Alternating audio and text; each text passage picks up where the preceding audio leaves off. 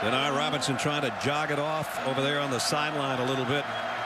Sometimes when you're in an airplane, no matter how smooth the flight is, it's the landing that matters to you, and that was not a good landing. Yeah, and he seems to be favoring his right hip over on the sideline. And penalty markers down as Massaro, I think, jumped offside, and that could give Michigan. Before the snap. False start. No, false start. Number 22. 5-yard penalty. Remains third down. So take it back. I thought maybe it was going to be a free first down. Instead, it's going to be 3rd down and 10. You know, and part of that might be the new quarterback. Just a different voice, a different cadence, a different tone, and a little movement up front. Tate Forcier forced into action here because of Denard Robinson's landing on that last run. But he's been there, done that before. He started all of last year, so he's got the experience.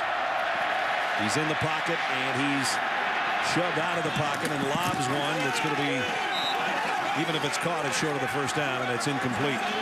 Let's check in with Holly. Well, guys, as you saw after that hit, immediately Denard Robinson started grabbing right above his right glute, kind of where his back meets his hip. He continues to get bothered by that area, but what's happening is it's causing some discomfort down his right thigh. He keeps pushing his leg up and down, trying to get some circulation, some movement going into that thigh. It's causing some kind of discomfort. His trainer just said, hey, let's walk it off for a minute. Let's keep you moving around for a minute, see how you do. Michigan 4th and 10. Forcier is in the shotgun. I don't know if they're going to go for this or quick kick. Quick kick, yep. And it will be to the near side. It's going to be fielded on the fly at the 13. Penn State was waiting for it. Yeah, they sure were. Drew Astorino, nice job fielding the punt. Penn State with a lead and the ball when we come back. BCS standings brought to you by Discover. Auburn's not going to hurt themselves with what they're doing at Ole Miss right now. Oregon struggling. Boise State won on Tuesday night. Michigan State and Missouri both got slammed today. And Wisconsin, Alabama idle. So Auburn continuing to roll under Cam Newton as a running back, a quarterback, and today so far as a receiver. And Denard Robinson was one of the guys mentioned along with Newton early in the season for his exploits on the sideline. With an injured hip, we'll have to wait and see if he comes back in the lineup or not. Meanwhile, it's Silas Red on the carry, and he picks up about 3, and Reese has got another update for us. Brad, I know it looks strange, but Baylor is the ranked team against Texas. Longhorns were up 9-3. Robert Griffin, Terrence Williams. Wade Gideon missed the tackle, and Terrence is going to run for a while. It gave the Bears the lead, but just before halftime, Texas kicked a field goal. 12-10. On ABC, USC has taken the lead on Oregon. Ducks roughed the punter against SC to keep a drive alive. Mark Tyler paid it off with a touchdown. All right, Reese, keep us posted. 2nd and 7 here as Matt McGloin's going to throw and incomplete.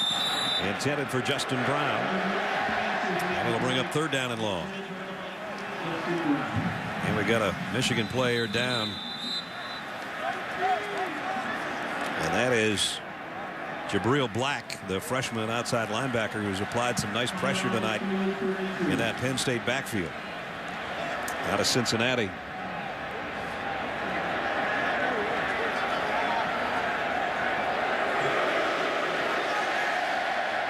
A little tied up with Johnny Troutman away from the action. The rollout by the quarterback was going the other way, and Black was rushing from the backside and got knocked to the ground. So 14:05 remaining till halftime as they work on Jabril Black. Will remind you tomorrow we get things going with Chris Berman and the 2-hour Sunday NFL pregame show. Get all the news, the latest updates from the stadiums around the league right up until kickoff. Sunday NFL Countdown presented by IBM tomorrow morning at 11 o'clock Eastern Time. And Rich Rodriguez is talking with referee Scott McElway. I think he's saying, hey, you got chop blocked out there.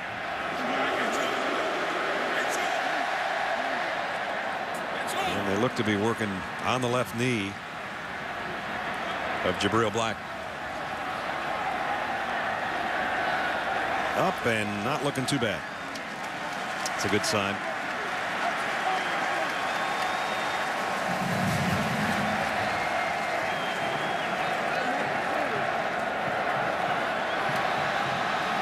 Neither one of these teams can afford any more injuries. Yeah.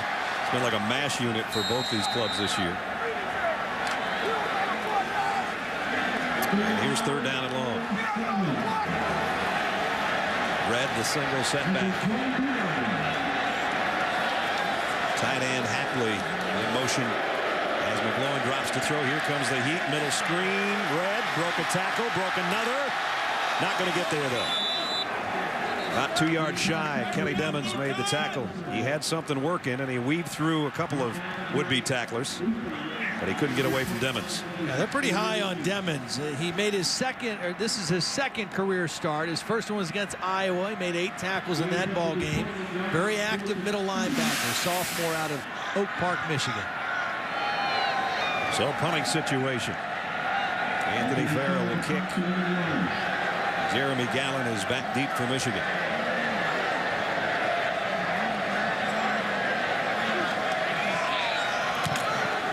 Nice kick. Gallen's got a back pedal. He's going to take it, though, at the 22. Made the first man miss, but not the second. Good coverage as he goes down at the 25-yard line. Michigan trailing by a touchdown, and their offense will be back out there with either Forcier. ESPN's College Football Primetime. Brought to you by Lexus. This is the pursuit of tomorrow. This is the pursuit of perfection. And Dr. Pepper. There's nothing like a pepper. Well, Denard Robinson back in the lineup for Michigan as they trail by a touchdown with 13-12 remaining in the first half. They take over following the kick at the 25-yard line. It's 5 yards for Stephen Hopkins. I would imagine right now Denard, until he gets loosened up a little bit again, would just as soon not have to run it as much. Hopkins is a little bigger back, 227-pounder, a little more physical runner. This time Robinson will take off, and he's going to be close to that first down marker, about a yard shy, I think. That one was not a designed run. I think he wanted to throw that quick throw to stone him, but he was well covered by Danton Lynn, and that was all that Robinson could do, was just kind of tuck it and run. It's not even a yard.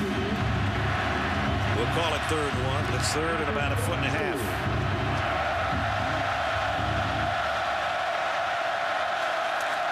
He rides it to Hopkins, keeps it himself, and he's got the first down. Had to get to the 35, and he got out to the 36-yard line. Robinson came into the night just under 1,100 yards rushing.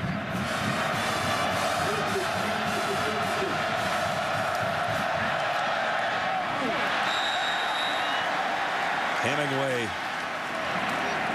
incomplete. 2nd and 10, Michigan.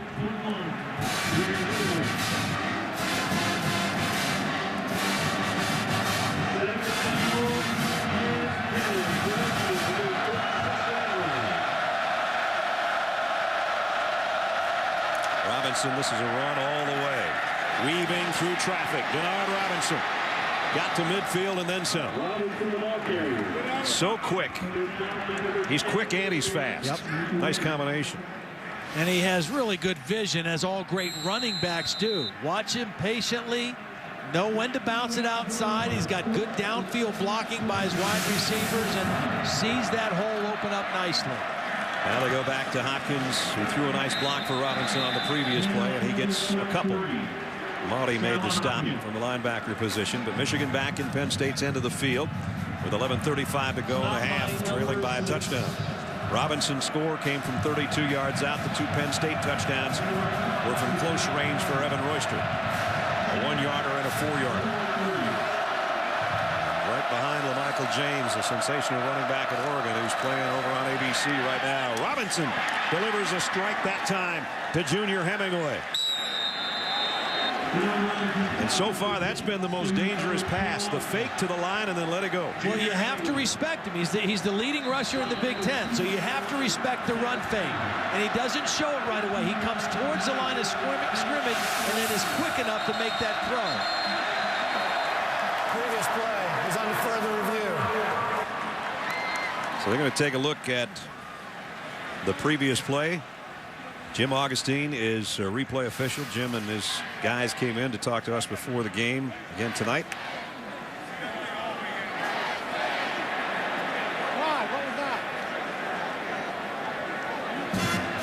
Appeared to follow all the way through with he's still going forward, but he's got the ball there. And I don't think there's any question of whether it was a catch. I mean, he never bobbled the ball. I think they're looking to see whether or not his knee touched.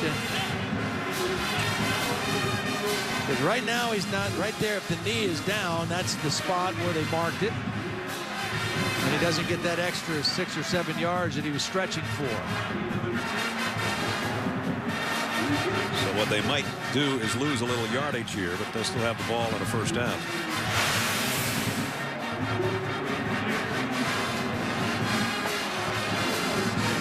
The last 5 yards, he looked like a guy that's been tailgating too long today.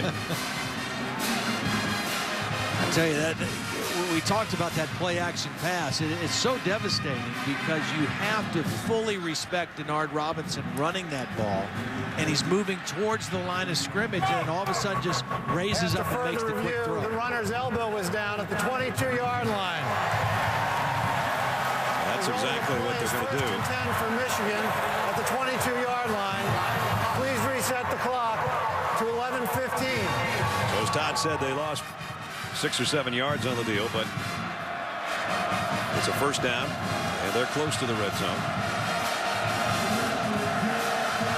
2 backs in there, I think the first time tonight, and Michael Shaw and Vincent Smith in there with Denard Robinson.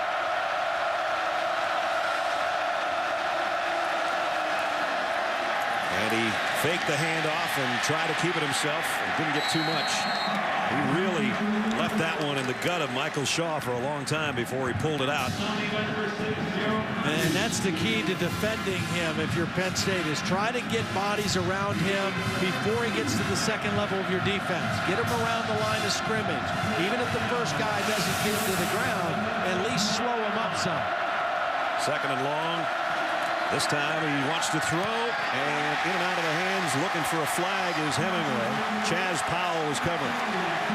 Now, this is Chaz Powell's first start as a cornerback. He's a guy who has played wide receiver. He's moved to corner. He's been back to receiver. And they really wanted to reward him. He's a little bigger body than Stephon Morris. And I think he times this right. He comes to the ball through the man and gets the deflection on a nice play. I want to remind you that Michigan's had all kinds of trouble with field goal kicking this year, so they'd love to pick up this first down or at least get it closer. Robinson scans the field. The throw was deflected, but he still got it to Stoneham. And this is going to be an interesting spot. Stoneham looks to be just a little bit short of the first down. Well, and I'll tell you, you just mentioned the field goal problems. I wouldn't be surprised if they're short here, that Michigan goes for it here on 4th and less than a yard, if it is short. They're going to bring the chains out. It was a nice job by Robinson being patient in the pocket. You know, the one thing, he's a very high-energy kid, and the one thing that they said when we talked to him on the phone this week, he's just got to slow down a little bit, relax, and not be too impatient. And that time he showed patience. Not even a foot. We said to Rich Rodriguez this week, what about your field goal kicker? And he said, we're going to try to find one on our way to State College. What I would expect to see them do is go under center here. They might even start in the shotgun and then move up quickly under center and go with a quick quarterback sneak for the first down. They got 2 tight ends, Webb and Koger, in there. Hopkins, the bigger back, is in the lineup. And, of course, Denard Robinson. So it's 4th down at about a foot. 4th and less than a yard. I hate to take that ball off the line of scrimmage by 5 yards and snapping the football.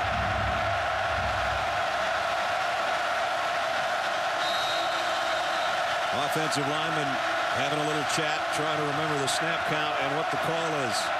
The center, Molt, gets over the ball. Right now they're in the gun. They're going to stay that way. Hopkins bulls his way for a first down. I'm with you. That's a gutsy move because you got to. What you do have is about a 3-yard head start before you get the ball, but still. Well, in the red zone this year, as we take a look at the red zone brought to you by Verizon, Penn State defensively has really struggled this year because everybody that's been in there has scored. 11 touchdowns and 4 field goals and 15 trips. And Michigan's in there right now.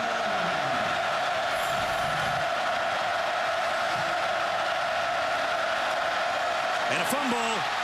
I think he got back on top of it, Hopkins. Well, you've mentioned already a couple times tonight, Denard Robinson has really held that ball in the belly of the running back a long time, trying to get the read and really fool the defense. This is the first time we've seen it pop out. Now, that was a little high as well. Denard Robinson had it up around the shoulder pad area, the top of the numbers, instead of the bottom of the numbers where you want to put that ball. Hopkins comes out. Smith goes back in. And he'll get the call. Smith, flag down, probably going to have a holding call. Still made the tackle. Devin Still, and that's a preliminary signal. Offense, number 50, 10-yard penalty. Replay, second down. Yeah, the center, David Moak, really got caught holding Ali Ogbu. Just grabbed him by the back of the jersey and threw him down, and right in the line of sight for the umpire. Comes back outside the 20-yard line. 4 wideouts out there. Michigan is trying to tie this thing up. 2nd and goal at the 20. Trailing by a touchdown. Robinson looks left, comes back to the middle, and it's too high. The man had decent position. It was Darryl Stoneham, but he threw it too high. Danton Lynn was covered. Yeah, Robinson did what he wanted to do, which was move the free safety Malcolm Willis with his eyes. He looked left first, and he had single coverage on the backside. That ball's just thrown too high to make a high percentage catch. So 3rd down and goal now. And remember, this is a fairly long field goal if they don't pick up something here, at least for their kickers at this stage of the season. Robinson play fake, the pump, and then down the sideline, and it's almost intercepted. Nearly picked off by Astorino. And so they're going to try for the field goal. See, it's a lot different on 3rd and long like that. You don't have to worry about play action pass nearly as much as you do on early down. So you play more pass defense, and that time the safety Astorino in good position to help. Seth Brookhuizen is 1 for 4. His career long 34 yards, and he's had 1 block this year. This will be a 37-yard attempt. Hey, nothing to it. Right down the middle. So Brookhuizen adds 3 for Rich Rodriguez Wolverines. They trail 14-10. Michigan to kick off after the scoring drive netted them a field goal to make it 14-10. Agripp, the kick away to Chaz Powell and Stephon Green. Stephon Green about a yard deep, and out he comes to the 26-yard line. We check in with Holly Rowe. Well, we've seen 122 run pretty good tonight, so I'm coming to the other 22. This is John Cappelletti, the only Heisman Trophy winner from Penn State. That was back in 1973, John. And how does it strike you that after all these years, you're still the only Heisman Trophy winner from Penn State? It's pretty special because there's a lot of good athletes that have gone through here. A lot of guys that played professionally. You got a lot of guys that were put into the NFL Hall of Fame. So it's pretty special to be the only one. This week, the Michigan defensive coordinator told us that Evan Royster reminds him of you because you never went down after the first guy hit you. What do you see in Evan Royster that maybe was a little bit how you ran? Well, I think Evan very much like my style. Very durable, very consistent, runs hard, and he'll come at you game after game. So that's a real nice compliment for me. How hard is it to be durable after all this time, all these years being a running back at Penn State? It's tough. You get into the season, but once you hit this Big Ten schedule, that's a whole different ball game. Big Ten defenses are tough, and for him to stay healthy this long throughout his career and get that record is real special for him. Thank you for joining us. John Cappelletti, 1973 Heisman Trophy winner from Penn State, guys. First one that wore that number 22 that had such great success, and now this guy running with it now is the all-time rushing leader for Penn State, and he gets about 9 more before he's run out of bounds. It was 37 years ago next weekend that John Cappelletti put 231 on the board on the ground, and that was probably his Heisman moment. Long time ago, and he still looks pretty darn good, doesn't he? You know, as he mentioned, you think about some of the guys. We've talked about Kurt Warner, and Kajana Carter, and Curtis Enos, and Franco Harris, and Lydell Mitchell. I mean, there have been some outstanding running backs that have played, most all of them, for Joe Paterno here at Penn State. And here's Royster adding to his total. Evans having a good night down to the 38-yard line. It has been a special night for number 22. Well, you could just tell early on that he had a little look in his eye. He had bounce in his step.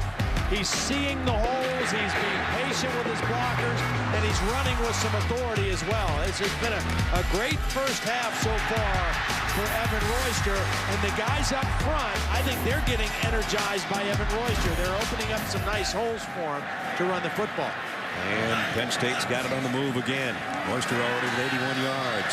McGloin throws to Brackett a second time this series, that they're going to get a first down together. And see, McGloin looks comfortable because Royster's having so much success. Right. The running game is a new quarterback's best friend because it takes pressure off him. It keeps him out of a lot of third and long situations, and it makes play action that much more effective. Linebackers not in the picture. They've got to respect the run, and an easy throw and catch for McGloin. Red in there now, and Zorlich as well, as they move the sticks to the 28-yard line. Red got close to the 25. In fact, got to the 25. Kovacs knocked him off his pins there. Red, a freshman out of Connecticut, 5'10", about 200-pounder. Had a big game the last time out against Minnesota, put up some big numbers. At least here early in his career, big numbers for him. That was kind of weird for me watching him on tape this week because Kurt Warner's number was 25. You know, and he's got some moves. He can make people miss, and similar to the way Kurt used to do. He's in there in the I backfield. McGloin fakes it to him and sets up. Throws a streak down the sideline, and miscommunication between Joe Suey and McGloin. And let's check in with Holly. Well, guys, Mike Martin, the great nose tackle for Michigan, is out for the last 2 series. He's re-aggravated an ankle injury, and it's caused some shuffling on the defensive line. Ronaldo Sagisi, who's normally an end, is playing inside right now in his place. And, guys, that's a big loss. The offensive coordinator for Penn State said that's their strongest point, that nose tackle, Mike Martin, and he's now out. He got dinged up in the Michigan State game, making his 20th straight start at that nose position. So, as Holly said, they're not as solid without him in there. 3rd down and 7. McGloin waits and fires again. Brackett on the crossing pattern, reaching out, trying to get to the sticks, and he's a yard shy, as you can see. Demons brought him down. It'll be 4th down and a yard. McGloin's looking at the sideline and shaking his hands as if to say, we're going for it, we're going for it, stay over there. I don't think he'll get the last call on that, though. Well, if you are going for it, I say you go for it with Evan Royster back in the game. He's your hot hand right now. Joe Paterno feeling pretty good about what his offensive line is doing, the way Evan Royster's running. You got to love it when a former walk-on quarterback does that to the sideline to a guy that's been head coach for 45 years, and Joe bought into it. I'm not sure Joe saw it. He made that call anyway. And here's Royster, and spinning to get it. And he had triple effort to get that yard and then one more. He was dead in the water, and he just kept the legs moving. There's such a difference when a back runs with confidence because he got off to a good early start. I mean, Evan Royster just would not be denied on this play. And that was all his individual effort. Might be the best 2-yard run we'll see tonight. Now back in the red zone for Penn State at the 17-yard line of Michigan. And right away, again, play action, a very viable option here on 1st down. Royster straight up the middle. Down to the 4. 1st and goal. Boy, they are really taking advantage of the fact that Mike Martin is not in the game. They're running inside. Nice block pulling around the tackle. Quinn Barham, watch number 67, pull around and lead Royster right up through there. Gets a block on the linebacker, Craig Rowe, and they are attacking the heart of this Michigan defense. So first and goal just inside the 5. Royster in there behind Zordich and the Penn State I with 2 tight ends. He's got 2 tonight. Very close to having a 3rd. Inside the 1. Boy, everything going right for Penn State tonight offensively. The red zone has been a trouble area for them this season. 22 red zone trips coming into tonight. Only 8 touchdowns in those 22 trips. There's somewhere between 108 and 110,000 people in this stadium tonight. And then you and I and Holly, we didn't pay to get in. I would give it to number 22, and I think everybody else is thinking that too. Second and goal.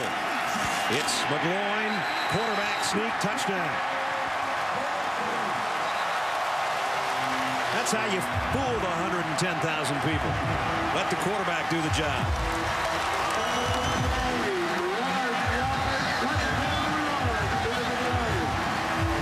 First watch this play, I thought McGloin kind of bobbled the snap. I didn't know if he got it clean or not, but he was easily able to get it into the end zone. Another 74-yard march. Boy, some impressive drives tonight for the Nittany Lions offense. Colin Wagner to try to tack on point number 21. 21-10, Nittany Lions. 3:27 remaining till halftime. Michigan's got some time, but now they're down 11. Soon the top team of the BCS would be Auburn. They're handling Ole Miss. Game's not over yet. Here, Penn State.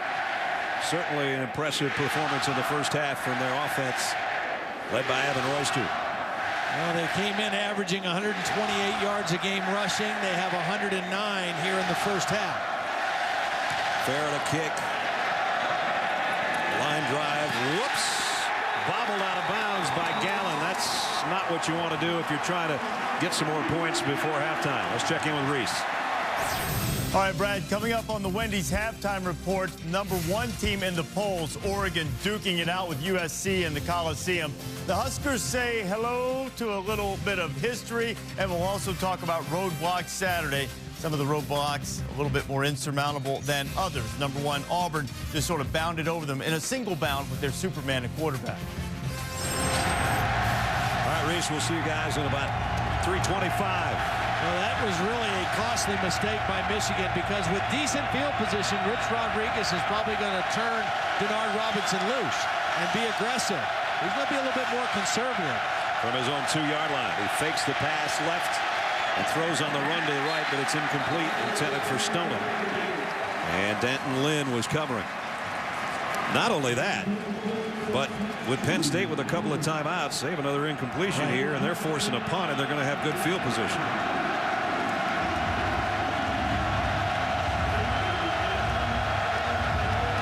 Crowd trying to make it hard on Denard Robinson of the Michigan offense. Smith is with him there in the backfield. Penn State thought about a blitz. Robinson just straight ahead, but he only got about a yard this time. Devin Still and Nate Stuper in on the tackle.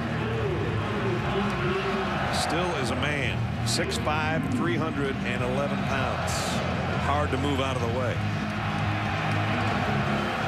We talk about a big 3rd down. You don't want to make a mistake here if you're Michigan. There's nothing wrong with kicking it, but they're in a bad spot with their quarterback standing in his own end zone. Robinson tipped, almost intercepted. Nate Stuper had a hand on it. That could have been a disaster. As it is, Michigan's got a kick, and their punter's going to be standing on his own end line. And Nate Stupar, I played with his dad. Steve was a player here at Penn State, and he is right on this. Drops right into the drop zone, got both hands on the football. Was a little bit behind on his back shoulder, but not able to come up with it. But the clock is stopped, and Penn State, as you said, Brad, will get great field position here. It's a true freshman punter at his own end line. And the kick will be Davon Smith, who bobbled it at the 42, but look out with this guy in the open field. Smith inside the 40. Ooh, and he was that close to taking it. Amarico, the snapper, brought him down, and he knows there was one more guy, and he might have been able to take this one. Nice job of blocking by Penn State. Davon didn't give up on the play, even though he bobbled it. An excellent starting field position for Penn State inside the 40-yard line.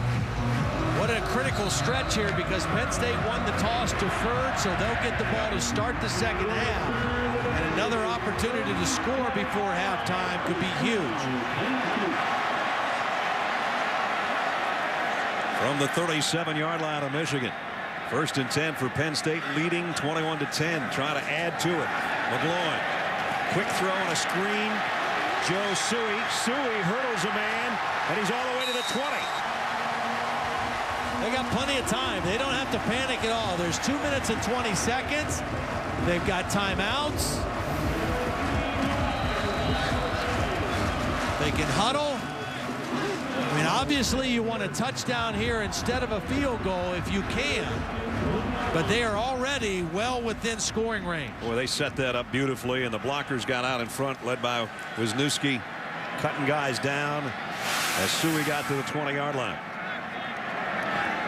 Now the single set back is Royster, and Evan will get the call. This time bottled up at the line of scrimmage, stopped for no gain by Kenny Demmons. Been a big half for Evan Royster, as if you just joined us, he became Penn State's all-time career rushing leader earlier in this half. And he did it on a 20-yard run. It wasn't a cheapie. It was a beauty that he almost took to the end zone. And as you can see, he's closing in on another 100-yard night. He had 100 yards 2 years ago in the matchup with Michigan. Beg your pardon, 100 last year against Michigan. 174 2 seasons ago when they played the Wolverines. McGloin over the middle, tipped, and knocked down at the goal line. Now the crowd calling for interference, but because the ball was tipped, that's why there's no call on the contact. The ball was tipped inside by a linebacker. Or Cameron Gordon's going to get his hand on the ball right here, so the contact is not a penalty.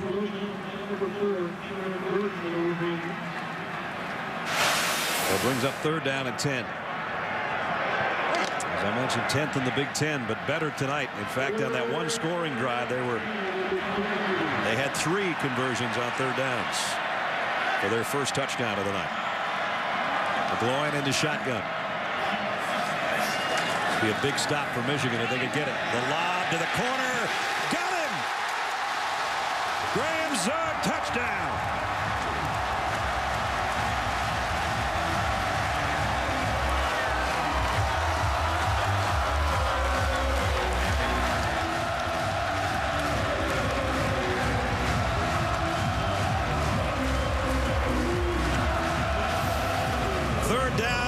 Sweeter tonight for the Nittany Lions. Well, Royster picks up the safety blitz. It's single coverage on the outside, and McGloin puts it over the outside shoulder for Zug in the touchdown. We've seen Royster run. That time we saw him pick up a blitz.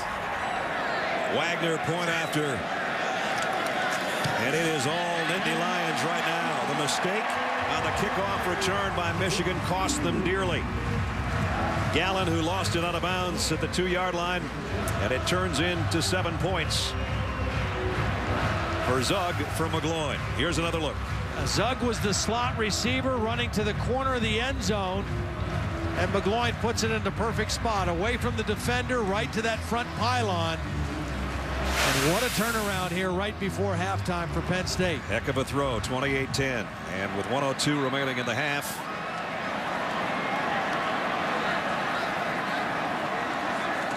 it's time for trivia question of the night. How many head coaching changes have there been in Division I football since Joe Paterno took over here at Penn State in 1966? It's a lot. I'll try to give you a hint. That's all I can give you. It's a lot. We'll get the answer for you before halftime.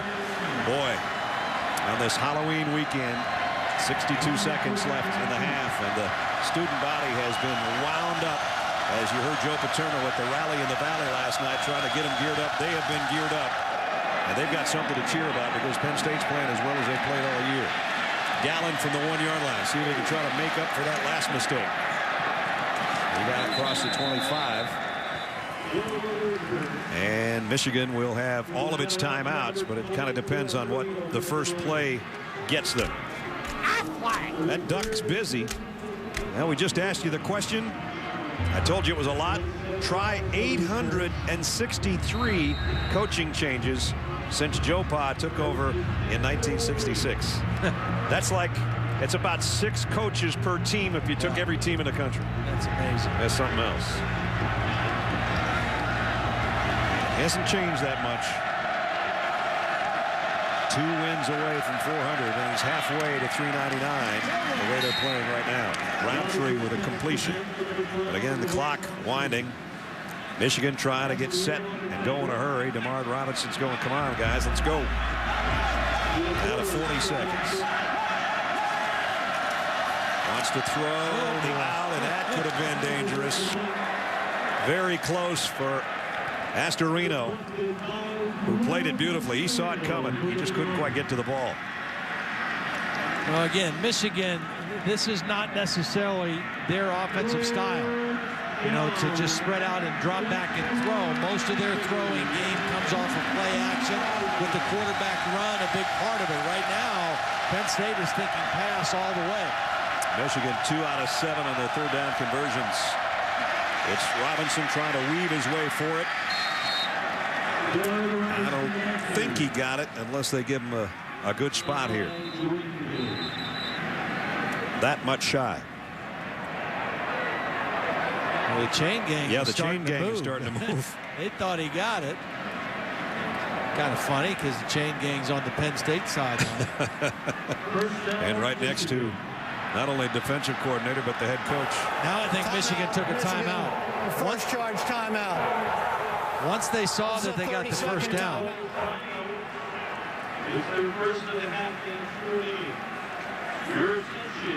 As you looked at our yellow first down line, it looked like he was about 2 feet shy of the first down. We'll get another look. That doesn't even look like he's close, but again, our line is not the chains. Previous play is under further review. That's what we expected to hear. 28 seconds left till halftime. Michigan a couple of timeouts left. But they either got the first down or it's going to be 4th down and about 2 feet.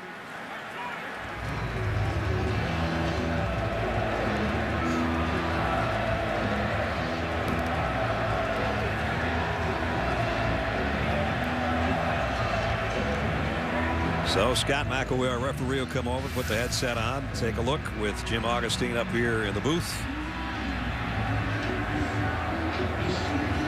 And again, Colasani making the tackle along with Jordan Hill, and it looked like Denard Robinson was short. Ruling on the field was that they were going to move the sticks in first down. Remember, they called a timeout after they thought the first down was awarded to them. And if this goes back to a 4th down play, they're probably going to have to use another timeout right after they convert if they go for it on 4th down. So this is a touchy situation for Michigan right here. You asked Joe Paterno what he'd change about football right now, and he said just 2 things. And official reviews was not one of them. Joe said, I'd take off the face masks. Then we wouldn't have guys using helmets as a weapon. And then basically he looked at all of us and he said, and I wouldn't let you TV guys decide what time we're going to play. Yeah. Something to that effect. He's not thrilled about this 8 o'clock start, was he? Especially on the road. Home game a little bit better. He said he might get a little sleep tonight, although he said he lays awake and thinks about all the things he should have done or could have done or should have done differently.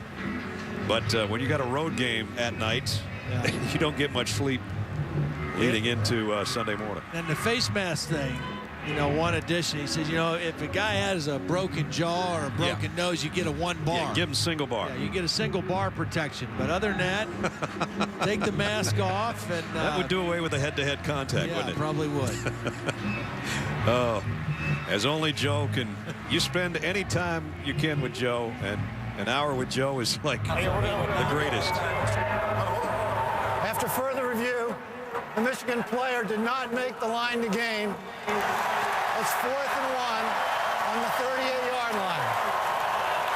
See, I think they made the right call. I think he was short, and they are going to mark the ball in the right spot. And now Rich Rodriguez has to decide what to do. With a timeout. Okay, they give him the timeout back. So 4th and a yard, 28 seconds left. If you go for it here and you don't get it, Penn State's got 2 timeouts. If you kick it away, you're maybe kicking away an opportunity to get something here before halftime. They got the chains back where they belong.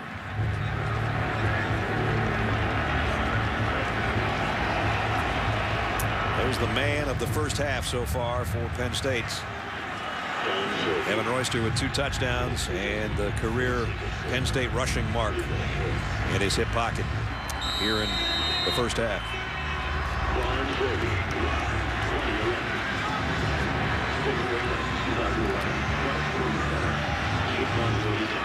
Well, I think what Michigan's going to do right here is they're going to let this clock run all the way down because they've started both the play clock and the game clock. They'll let it run down to 3 seconds maybe. Then Rich will call a timeout. And then they'll either punt the football or throw a Hail Mary, one or the other. Timeout. Michigan, this is their first charge. Timeout. This is a 30-second timeout. This game was so close, 14-10. And then the wheels fell off a little bit for Michigan when they made a couple of mistakes, and Penn State took advantage and have taken advantage of absolutely every opportunity given them so far tonight. See if that happens on Monday Night Football. A guy that knows how to take advantage of things. Peyton Manning and the Colts look to even the season series with their division rival, the Houston Texans. Coverage starts 7 o'clock Eastern with Monday Night Countdown served by Applebee's. Then it's the Texans and the Colts at 8:30 on Monday night.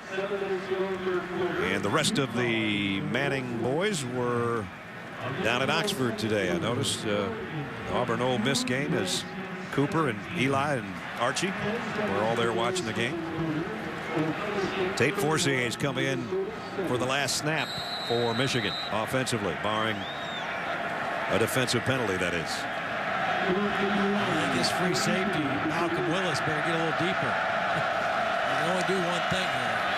Forcier is going to throw as far as he can down the near sideline, and it is out of bounds. Hemingway actually caught it. Chaz Powell was covering, but he's out of bounds, and the half will end that way.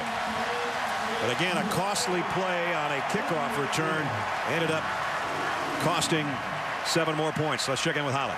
Well, Coach, how have you been so effective running the football in this first half? Well, you know, there's a couple of things. Number one, we're getting better. And I think Royster's having a good day. And, you know, we got him a little bit on the move, and the kids mixing up passes. And so I think we're just playing decent football and no penalties. And how do you like Matt McGloin's confidence? He's done a great job here in the first half. I think he's done a really good job. I think we're playing well, but it's a long game to go. All right, thank you, Coach. It's a good point. No penalties, or very few. 28-10 at halftime. Time now to check in the Wendy's halftime report with all the scores and highlights. Reese Martin.